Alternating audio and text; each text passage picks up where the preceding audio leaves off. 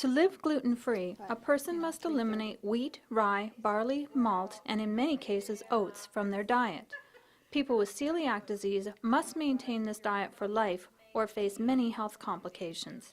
Unfortunately, the price of these products is consistently higher than their mainstream counterparts. While many of the products are mass-produced, there are smaller companies making gluten-free locally. Rosie Schuyler owns Rosie's Gluten-Free in Shepparton, New Brunswick. Rosie does not have celiac disease, but she responded to a plea for help. I wish I could eat your food. 21.43. That was the total price for 3 items: 4 English muffins, a package of breadcrumbs, and 6 blueberry banana muffins. Jerry Bigham of Kinnickinnick Foods in Alberta explained the cost in a telephone interview. The furthest I have to move anything is probably, 100 miles. When I make a loaf of gluten-free bread, I'm bringing container loads of product in from Thailand. I'm bringing in rice flour from the United States. I'm bringing in pulses from all across Western Canada. I'm bringing in special ingredients from the Midwest and the U.S. I'm bringing in special ingredients from Belgium, France, and Germany, so that your loaf of bread comes from a minimum of 4 continents. We supply,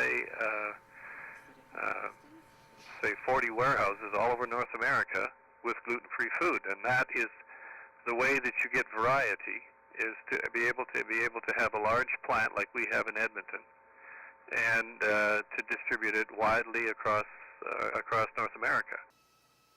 When Rosie arrived from Switzerland, she had a bakery and bistro serving only mainstream products. She gradually introduced gluten-free before changing over completely.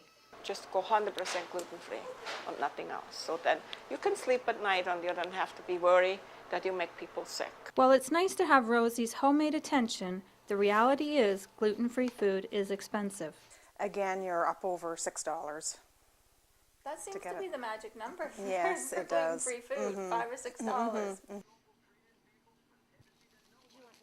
I feel badly, especially for seniors on a restricted budget or income, trying to cope with buying bread and pastas and whatnot.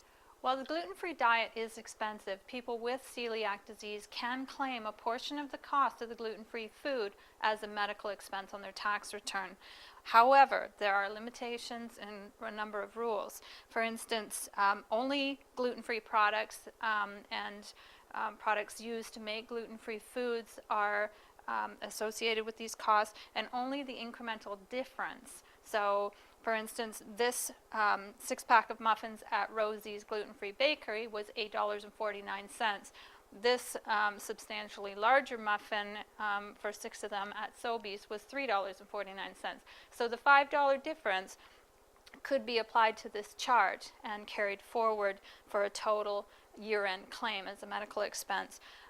However, you have to have a letter from your doctor to Revenue Canada. You have to summarize each and every gluten-free item on this chart, and you have to have a receipt to back up your purchase claim. So for me to do this, I would have to enter the number of muffins purchased through the year, the average item, the cost of the non-gluten-free item, the cost of the gluten-free item, the difference, and a sum total. So for this person, their total medical expense at the end of the year was $655.23. Fortunately, in spite of the cost, there are companies like Kinnickinnick and people like Rosie who provide gluten-free products for people who need them. For us, it's actually just, we can help people.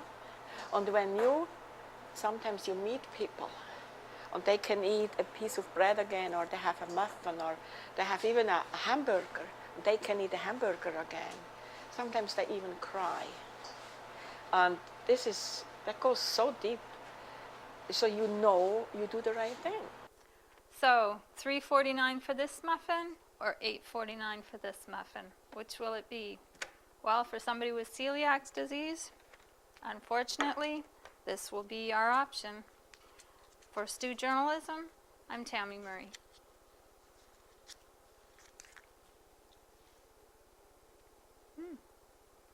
Pretty good.